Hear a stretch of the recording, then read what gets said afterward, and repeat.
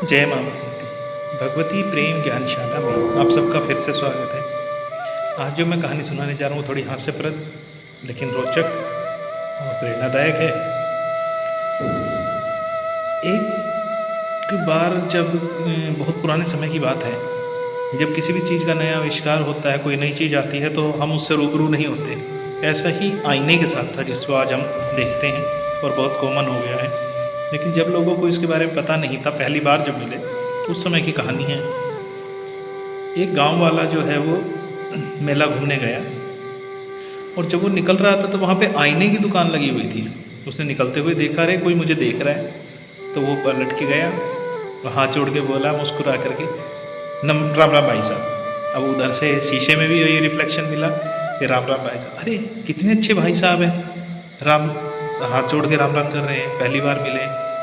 दुकानदार से पूछा कि ये भाई साहब कितने के दिए। तो दुकानदार को तो बेचने से मतलब था कि 2 रुपये के हैं, चाहे वो शीशा समझ के ले जाएं या भाई साहब समझ के, चाहे चाहे भाई साहब ले लिए। 2 रुपये पूरे मेला घूमने के लिए लाया था, 2 रुपये का भाई साहब खरीद लिए, यानी कि आईना खरीद लिया। अब उस आईने को, शीशे को लेकर के घर पे आ गए, आकर के अपने बैठक में चुपचाप लगा दिया और जो है बाहर से कर दिया बंद।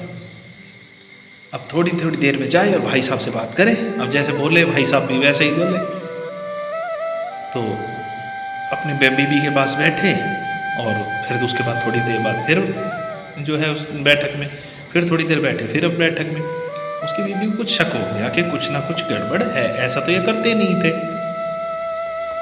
अब उसने जो है सोचा कि ये चले जाएंगे तब मैं इसको देखूंगी।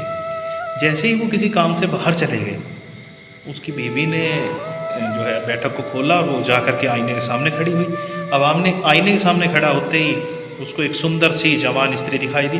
अरे ये तो मेरी सौतन ले आए, इसी के चक्कर में मेरे पास से उठ उठ के भाग रहे थे, इसी से बातें करने आते थे चुपचाप में। और आईना भी ऐसा ही दिखाए, बार बार जैसे जैसे वो हाथ हाथ करके लड़े कि ये है ऐसे बैठी है, वो भी ऐसी करे, उससे लड़े। उसका शोर सुन के उसकी सांस आई, बेटा क्या हो गया? ये देख अपने बेटे की करतूत, दूसरी ले आया, मेरी सौतन ले आया। उसे बेटा मैं देखती हूँ। अब उसकी सांस ने देखी तो उसे शीशे में बुढ़िया नजर आई। अरे बेटा कोई बात नहीं, ये तो बुजुर्ग है, बूढ़ी है, सेवा करने के लिए लाया होगा। अरे कहाँ बूढ़ी है, ये तो जवान लेकर आया है, मेरी सौतन ले आया। अरे जवान नहीं है, बूढ़ी है। बूढ़ी नहीं है, जवान है, दोनों है। बहस शुरू हो गई। अब इतनी बात सुनी, शोर शराबा सा सुना तो उसका ससुर आ गया। अब ससुर आ करके बोलने लगा, क्या है कि ये जवान है, ये बूढ़ी है, जवान है बूढ़ी, मैं ही देखता हूँ। जाकर उसने देखा तो वहाँ पे उसमें एक बुजुर्ग नजर आए।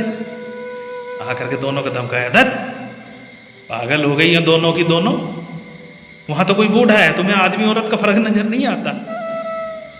अब वो जवान है, यहाँ बूढ़ी है, ये बूढ़ा है। जवान बूढ़ी बूढ़ा तीनों में बहस शुरू हो गई। तीनों इकट्ठे होकर के अंदर चले गए।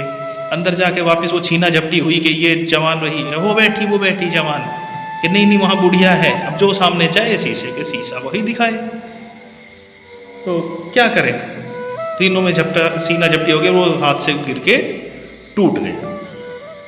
अब टूटने के बाद में ना उसमें बूढ़ा, ना उसमें भाई साहब, ना उसमें वो सौतन, ना उसमें वो माँ बुढ़िया जिसकी सेवा के लिए लेके आया था, सब कुछ बिखर गया। अब थी तो थोड़ी हास्यप्रद कहा, बट इससे शिक्षा ये मिलती है कि जो ईश्वर है वो भी हमारे अंदर ऐसे ही विराजमान है और एक आईने की तरह से हमें दिखाते रहते हैं कि हम क्या हैं, हमारे में क्या कमियां हैं। वो ईश्वर हमें अपने आप बताते रहते हैं, हमारी अंतरात्मा में वो विद्यमान है। पर ये आ जाता है फर्क कि भाई हम उसको देखते किस दृष्टि से, जिस दृष्टि से हम उसको देखेंगे वो उसी दृष्टि से वो हमें नजर आएगा। तो हमें अपनी दृष्टि को, अपने विचारों को शुद्ध करना होगा अगर हमें बाहर शुद्ध देखना है तो। और अगर हमें बाहर खुशियाँ देखनी है तो अपने आप को खुश रखना होगा। यही प्रभु की लीला है। अगर आप लोगों को ये कहानी अच्छी लगी हो, पसंद आई हो, तो हमारे चैनल को सब्सक्राइब करें, लाइक करें, शेयर करें।